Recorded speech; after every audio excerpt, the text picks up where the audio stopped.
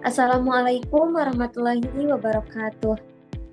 Waalaikumsalam warahmatullahi wabarakatuh.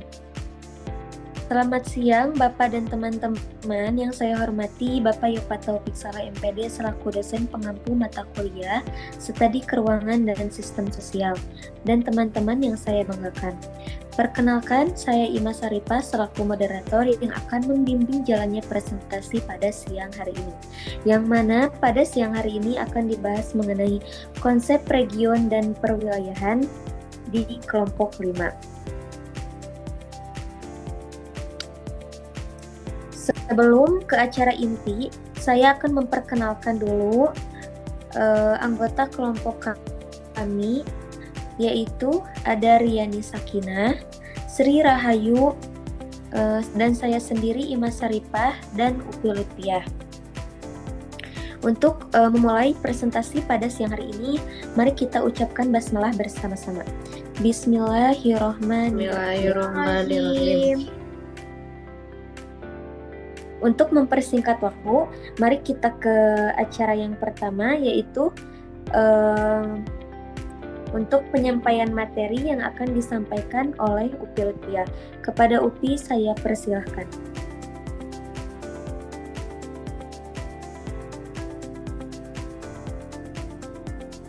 Baik, terima kasih kepada moderator.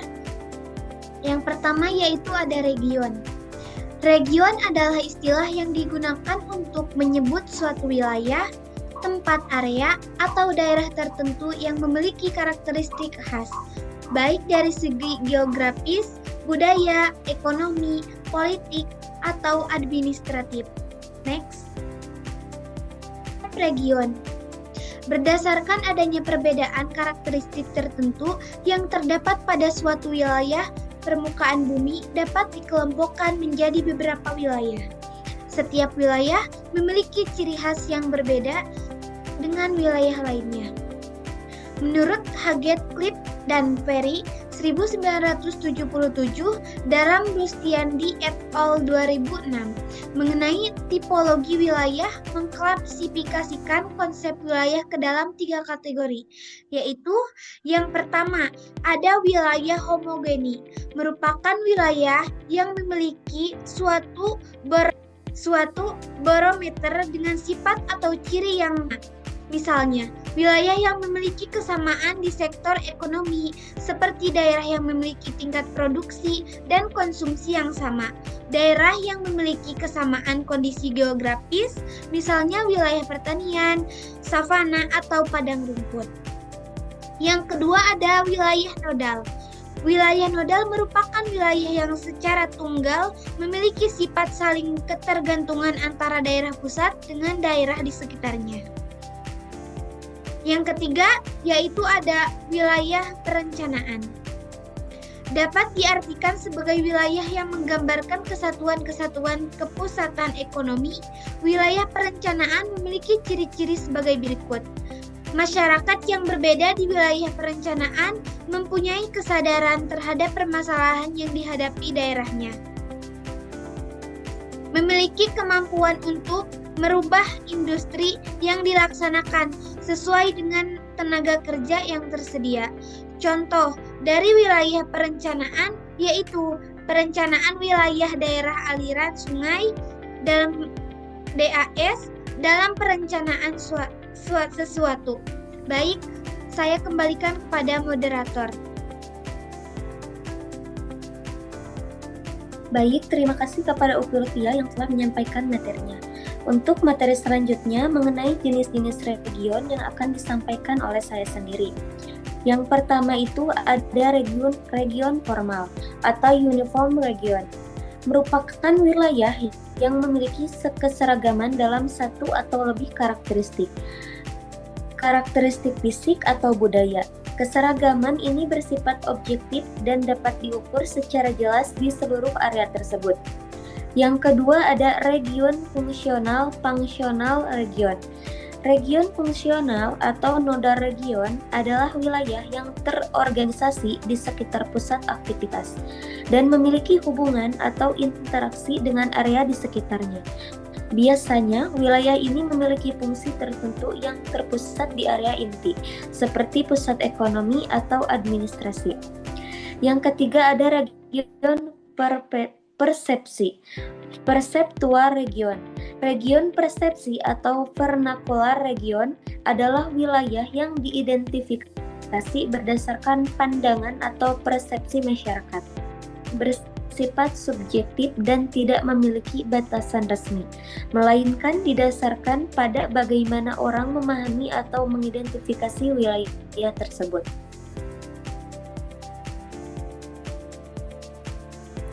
Baik, untuk selanjutnya yaitu yang keempat ada region administratif region.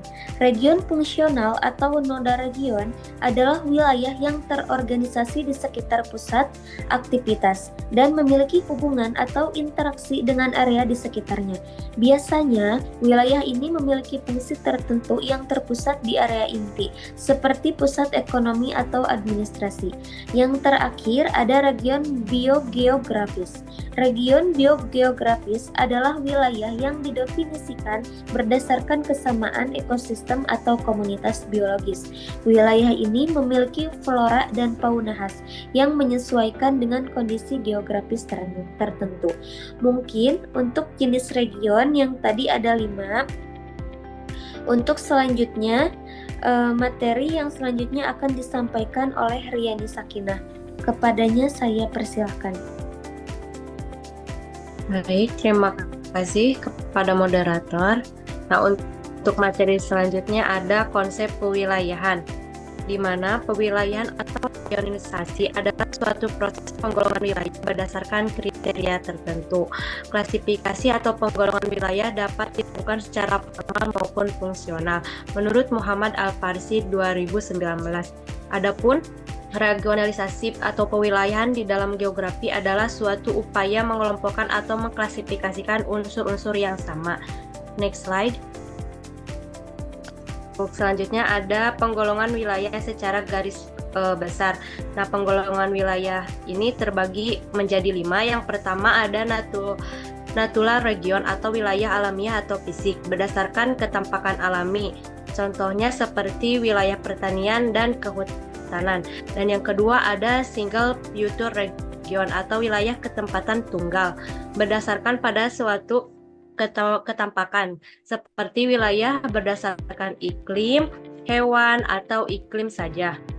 Dan yang ketiga ada generic region atau wilayah berdasarkan jenisnya, didasarkan pada ketampakan jenis atau tema tertentu. Misalnya, di wilayah hujan tropis yang ditonjolkan hanyalah flora tertentu seperti anggrek. Dan yang keempat ada spesifik region atau wilayah spesifik atau khusus.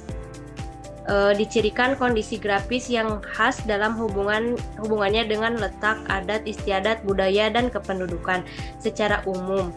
Untuk contohnya wilayah Asia Tenggara, Eropa Timur, dan sebagainya. Dan untuk yang terakhir ada faktor analisis region atau wilayah analisis faktor. Berdasarkan metode statistik deskriptif atau dengan metode statistik analitik, penentuan wilayah berdasarkan analisis faktor terutama bertujuan untuk hal-hal yang bersifat produktif seperti penentuan wilayah untuk tanaman jagung dan kentang. Dan untuk selanjutnya ada klasifikasi pewilayahan. Yang pertama ada pewilayahan formal atau formal region. Pengelompokan wilayah berdasarkan karakteristik yang sama atau homogen. Kriteria penentuan biasanya berdasarkan administrasi, kondisi fisik, kondisi sosial, atau kondisi ekonomi. Nah, untuk contohnya adalah pembagian wilayah berdasarkan batas administrasi yang menghasilkan provinsi. Yang kedua ada klasifikasi pewilayahan fungsional atau nodal region. Pengelompokan wilayah berdasarkan hubungan antara bagian-bagian wilayah dengan pusat wilayah. Wilayah ini memiliki kegiatan yang saling berkaitan atau berhubungan. Adapun contohnya wilayah Jabotabek yang dihubungkan dengan transportasi KRL. Dan yang terakhir ada wilayah penakular, merupakan wilayah yang identik dengan persepsi masyarakat. Contohnya Bogor yang dikenal sebagai kota hujan, Surabaya yang dikenal sebagai kota pahlawan. Next slide.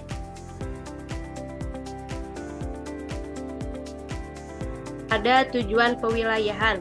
Nah, untuk tujuan pewilayahan, yang pertama mempermudah pemahaman tentang karakteristik suatu wilayah, kedua mempermudah analisis potensi dan permasalahan wilayah, ketiga mempermudah pengelolaan dan perencanaan pembangunan wilayah, dan terakhir agar setiap wilayah dapat berkembang sesuai dengan potensi alam maupun sosialnya masing-masing.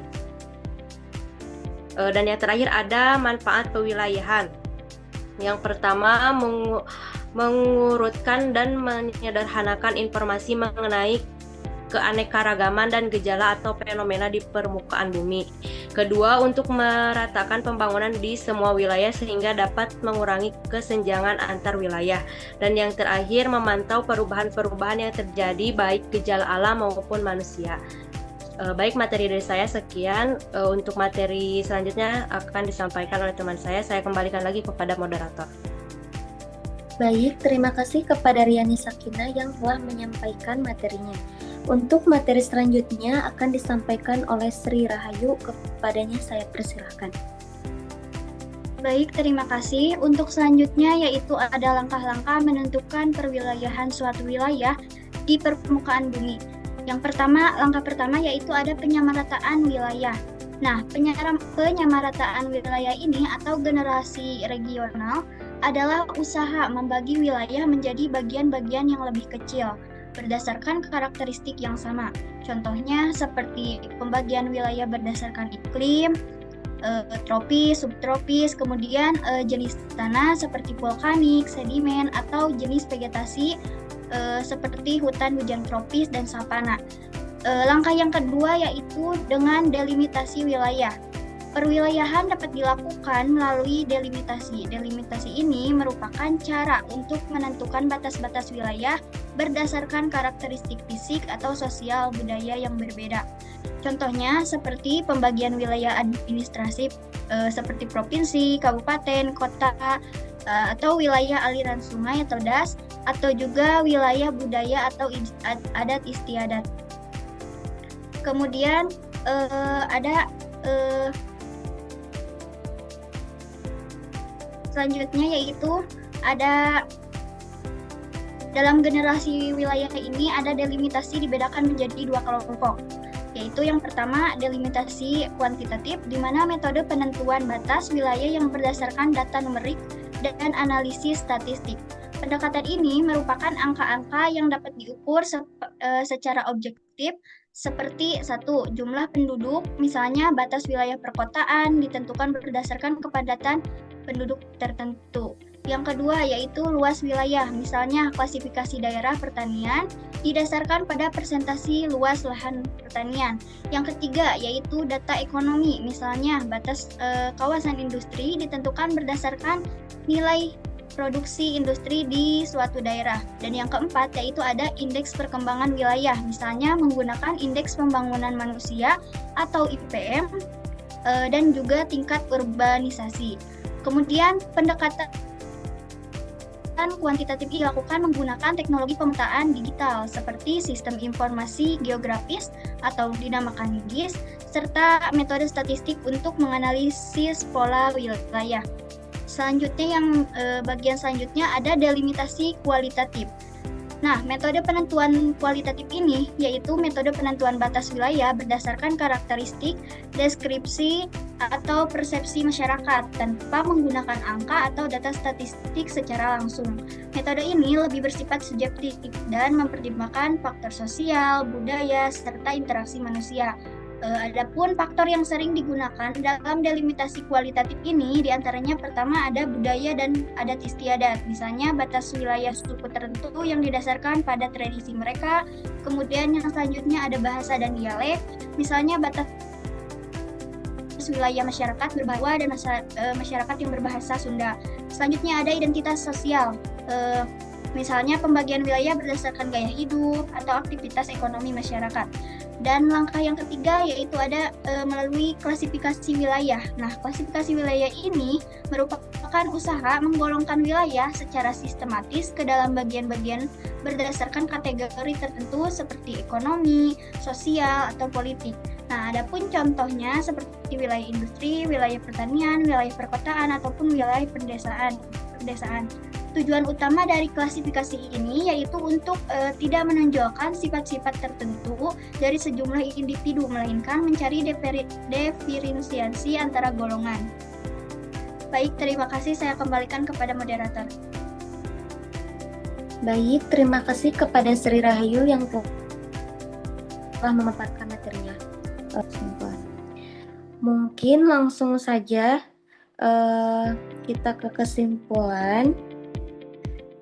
Jadi tadi sudah membahas mengenai konsep region, yang dimana wilayah region adalah satu kesatuan geografis yang saling terhubung secara fungsional. Konsep wilayah diklasifikasikan menjadi wilayah homogen, nodal, perencanaan, dan DAS. Berdasarkan kemajuan ekonomi, wilayah dibagi menjadi 3 fase. Penentuan wilayah dapat berdasarkan karakteristik sebagai formal, interaksi fungsional, persepsi masyarakat, batas hukum administratif, dan ekosistem biogeografis. Pewilayahan atau regionalisasi adalah proses penggolongan wilayah berdasarkan kriteria tertentu agar menjadi relatif homogen.